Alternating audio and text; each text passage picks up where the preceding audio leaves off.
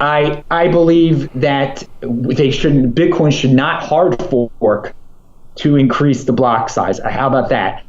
Because it will turn into two different Bitcoin, and it will create panic and confusion, and people who are on the sidelines will be like, what Bitcoin do I want to get it? Hello, everyone, and welcome in to CrushTheStreet.com. I have on the line Adam Meister, also known as the Bitcoin Meister, the Disrupt Meister, and you can find him on YouTube. He's here for an update on Bitcoin, and maybe we'll talk about some other alternative digital currencies today. Adam, thanks for coming on the line with me. Hey, thanks for having me on the show today. It was great last time. I'm looking forward to an awesome show today. Adam, Bitcoin is approaching another all-time high, currently sitting at $1,100 a coin, $1,100 US a coin.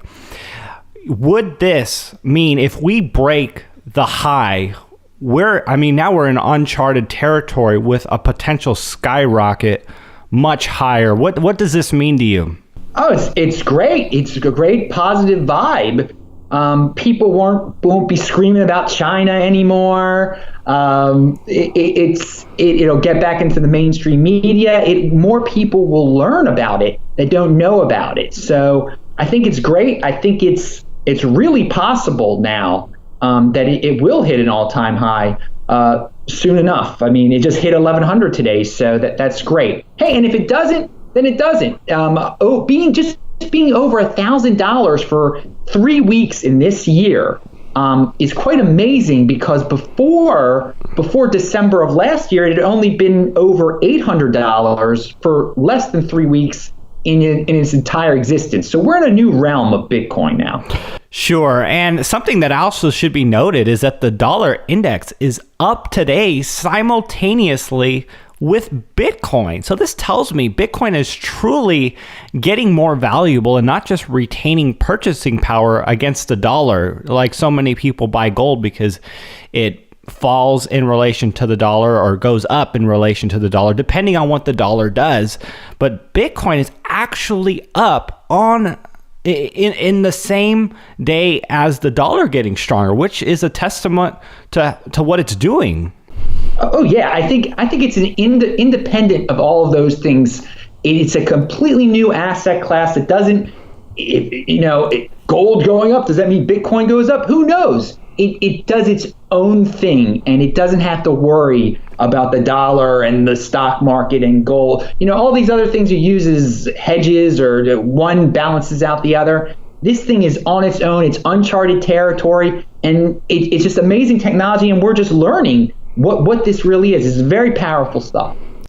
Adam, the GBTC stock price is actually finally under the Bitcoin spot. And it used to be the opposite. And some are saying that this is signaling the Winklevoss Bitcoin ETF will be passed coming up here. And do you see this ETF passing come March 11th when the SEC is supposed to make their decision? I try not to get my hopes up because I feel that if it is passed, it's going to be huge for the Bitcoin price. There are a lot of people on the sidelines now who are into traditional investments who don't want to buy Bitcoin on their own. It's hard to store. They don't know how to buy it. They don't exactly understand what it is, but they know it's a new investment class that they're interested in. So if there is an ETF that just does all the work for them, all they do is just buy the ETF in the traditional method that they buy other ETFs, then they're going to jump into it, and it should really help Bitcoin out. The problem though is that I don't think the SEC is going to approve it. I think there are some issues they're going to have. They've been delaying it. I mean, they're not supposed to delay it again, but the government can do whatever they want. I don't think on March 11th or in March, whatever day it's going to be, they're going to approve it, and most likely they're going to reject it probably this time around.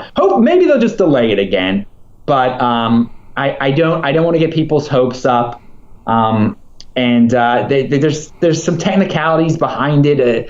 The safety of it. They're going to work. It's new to them. It's new to them.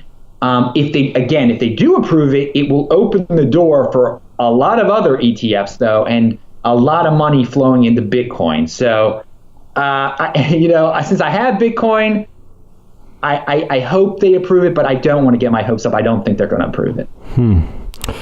Adam, does Bitcoin need a bigger block size, or will it grow irrelevant of new developments in this aspect of the software? I believe that Bitcoin should not hard fork to increase the block size. How about that? Because it will turn into two different Bitcoin, and it will create panic and confusion, and people who are on the sidelines will be like, what Bitcoin do I want to get in? Again, we have to realize in the Bitcoin world that we're living in a little bubble. People don't even understand what block size is and what outside of our bubble or know about hard forks. And if they hear of some major issue with Bitcoin, not really fully understanding it, they're not going to want to be a part of it. The price will drop. But with all that being said, I believe in segregated witness, which is a solution to the current issues that are going on.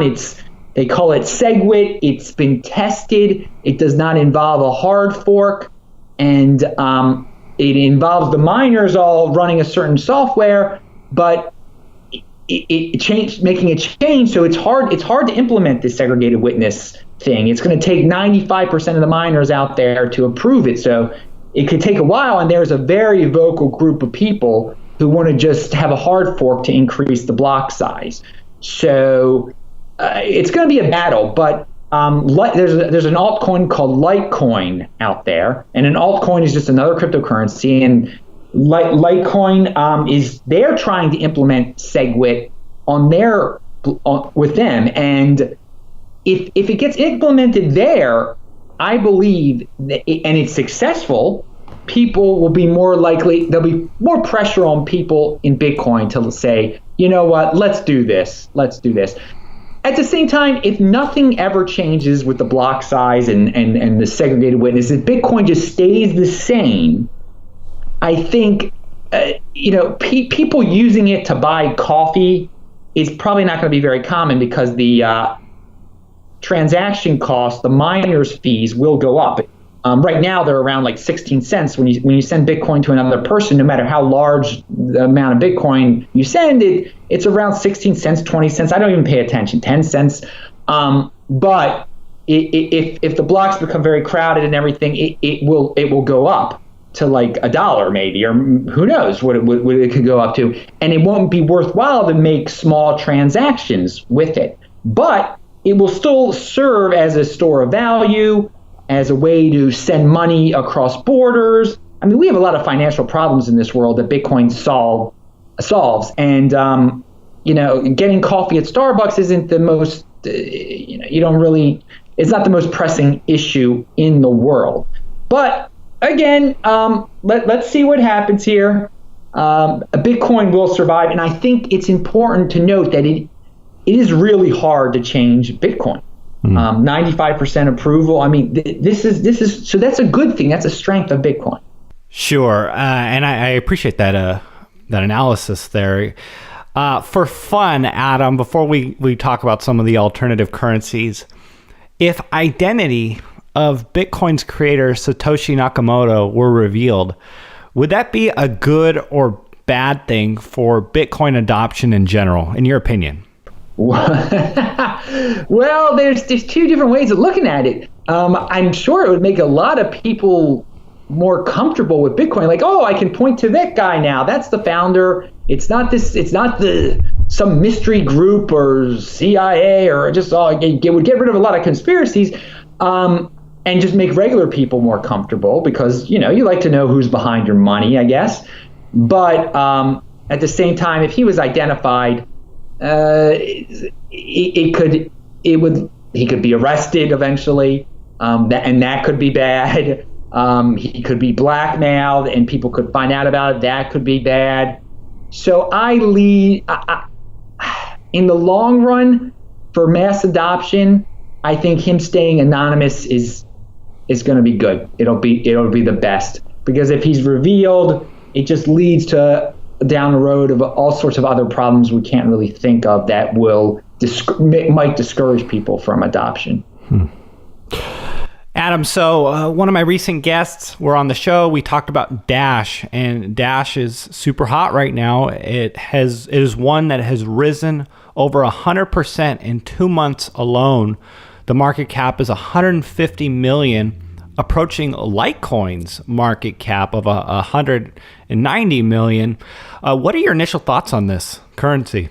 I think it's important for me to say that I tell people just buy and hold Bitcoin. Buy and hold Bitcoin. These other altcoins, they come and they go. Now, Dash and Litecoin, though, they have been around for a while, and I admire what Dash is doing. They're very savvy marketers. They're reaching out to the mainstream, to people who are not comfortable with cryptocurrency. And I think in the cryptocurrency space, there is not enough reach out or marketing to people who have not adopted cryptocurrency, to the regular world. So few people know about cryptocurrency. So, Amanda Johnson being on your show was a great move. Amanda Johnson speaking at an upcoming convention is a great move. So I think part of the reason Dash's price goes up is because people hear about it through marketing. They're impressed with marketing and they buy some. So, Dash, it can be anonymous. It can't be anonymous. I admire them for setting a great example of marketing. And I think people in Bitcoin should learn from that and try to. They have a completely different setup at Dash where they can pay someone to be their marketer. And I don't fully understand how they even do that. It's complex to explain. Bitcoin, obviously, it would take people to step up. And I feel like I'm a person who's stepping up to the plate and just trying to spread the word about Bitcoin and being a marketer. So if you're a marketing person, this space needs you. This space needs you. And Dash is the example that proves to the world, it's price spiking, that marketing works. And, a bunch of tech guys speaking tech mumbo jumbo to one another scares away people. It doesn't make your 60-year-old mother want to be involved in this at all. Mm-hmm. But when marketing is good. That's what I've learned from Dash. In terms of Litecoin, we can. I don't want to ramble on too much here. I mean, we could talk about the segregated witness. I mean, do you have a specific thing you want me to mention with Litecoin or anything like that? I mean, one of the things I wanted to ask you about Dash, and that kind of goes back to, I guess, Satoshi Nakamoto being exposed. And that is, Bitcoin is very decentralized. It's like nobody really has a control over it, but Dash, in a sense, is very centralized. And my thoughts are, and I don't know if you have an opinion on this, but it seems like it's more vulnerable to corruption. And that's what people are concerned about in currencies in general. That's what's wrong with the US dollar and fiat currencies. And that's what people love about gold and Bitcoin. Any thoughts on that? Well, I think Dash is decentralized, but there are rumors that a lot of people control a lot of it. So yeah, it's not. Bitcoin is better in that, in my opinion. And again, I tell people to buy Bitcoin anyway. In terms of decentralization, are they on purpose trying to go backwards, or toward the fiat? No, they're not trying to. I don't think there's anything sinister or anything behind Dash, but the thing that Dash brings to the table is that it can be more anonymous than Bitcoin, and I think that intrigues a lot of technologically inclined people, or people that are just into anonymity, being anonymous. Sure. I can't even say the word. That's a tongue twister. All right, so let's talk about Litecoin here and segregated witness. And you already mentioned it. We could be seeing Litecoin implement SegWit, which could potentially be a great catalyst for the price of Litecoin. And if you go back a couple years, Litecoin really was following the Bitcoin price. When Bitcoin would move up, Litecoin would follow it, and many were calling it the silver to Bitcoin's gold. Litecoin would be the silver, and Bitcoin would be gold. But we've seen a real disconnect from that in the last couple years. And I just want to get your thoughts on the future of Litecoin, and is the implementation of SegWit going to give it some more viability? Well, yeah, Litecoin has definitely dropped in terms of its value in Bitcoin a lot in the last few years, because there are a lot of other altcoins that have come out that can do all sorts of fancy things, like Dash and Monero. Again, they're anonymous. Litecoin is just Bitcoin. That's all it is. It's a faster Bitcoin. So the way I see Litecoin being successful and surviving is being the test net for Bitcoin. When Bitcoin is having trouble approving a change, they should try it out on Litecoin first. And Litecoin has stepped up, and they are trying to implement this SegWit before Bitcoin does. And I do believe that it will help Litecoin's price if SegWit segregated witness is implemented on Litecoin. And I think it's going to happen. If it does not happen, I don't see what the point of Litecoin is anymore. I mean, if they don't do segregated witness, then they aren't a test net of Bitcoin. And being the test net of Bitcoin is just being the silver. I give them credit. I talked to Charlie Lee, who is the guy who founded Litecoin, and he's very willing to go in that direction. Push Litecoin in that direction as a test net for Bitcoin, as a place to test out new things on Bitcoin. And so it makes it a legitimate backup to Bitcoin, just in case something, God forbid, went horribly wrong with Bitcoin. You could start to use Litecoin instead. It would be a very easy transition, because it is just Bitcoin. But it has to have that appeal first. It has to establish itself as what does you can't just say it's the silver to Bitcoin's gold anymore. It has to present an example of why it's worthy of that. And if it does segregated witness, then I think that's a great example. Also with Litecoin, people have heard of it. I spoke to actually Doug Casey, and that was the only other coin he had heard of. He's like, I'm not sure why I've heard of it, but I've heard of this one called Litecoin. So they still do have an advantage in terms of name recognition, I think. They're traded on Chinese exchanges, so they could have that puts them at an advantage also in terms of adoption and real usage, because none of these altcoins are actually used for anything now. They're just traded. Even Litecoin, really. Bitcoin's the only cryptocurrency that's used for something, for a store of value, for buying stuff.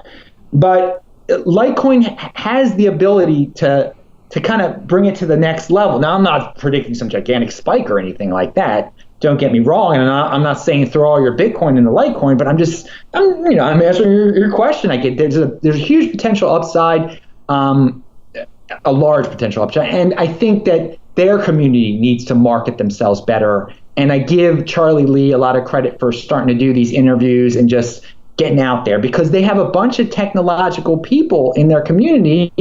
Again, they need marketing people. Hey, if you're someone who's interested in cryptocurrency, get involved in Litecoin and say, hey, learn about it and say, hey, Litecoin Reddit, I'm going out there and I'm spreading the word about Litecoin. And I think you'll actually help Litecoin. Sure. Adam, so having said that, what is your favorite alternative currency if you were to pick one? Oh my God, my favorite one. Again, Bitcoin by far is what I believe in. Now, the ones that I like, Ethereum Classic, because Ethereum was being hyped up for so long, and then it had a hard fork where it split. And we learned a lesson that that can be devastating, because the Ethereum was around $20 when this happened, and it was everyone could feel the momentum of how fast Ethereum was going. And then they had this hard fork, and it formed another coin. And who knows what the price of Ethereum could be right now? But the hard fork was formed on ideological grounds.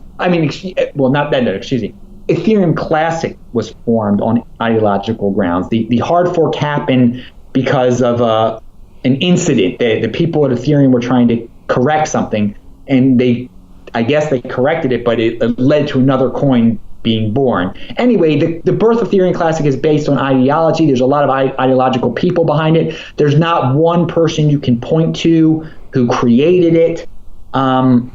It involves, it's kind of like the Ethereum for Bitcoin people. That's what it is. They stand for a lot of the things that Bitcoin people stood for originally. So I guess if I had to pick one on ideological grounds, it would be Ethereum Classic. It really does seem like some of these alternative currencies are tests for Bitcoin, in that, just like you said with Ethereum there, we learned something from that. And maybe that is the purpose, and I'm just kind of getting that revelation now of a lot of these alternative digital currencies. Oh, yeah. I think, a lot of people, Tone Vays, who's big in the Bitcoin space, he says all of them are just test nets for Bitcoin. All of them are just test nets for Bitcoin, because in the end of the day, Bitcoin could implement something on top of their blockchain that had the Monero anonymous aspects to it, let's say, or Bitcoin could adopt something that has the technological aspects of Ethereum or Ethereum Classic. So yeah, they're all. I think people are going to look back. I think by the year 2020, there are not going to be that many big altcoins left, and by like the year 2030, there'll be very specialized, maybe a few specialized ones left, and people are just going to look back at this era, like the .com era, in terms of these altcoins. Like, oh my God, some of them were such jokes. How did we? What was up with the Pets.com altcoin? We look back at the .com era now, we laugh at some of these companies that were around then, and I think in the long run, people are just going to laugh at some of the craziness we hear. The next, in the altcoin space, it's just like, what's the next hottest one? What's the next hottest one?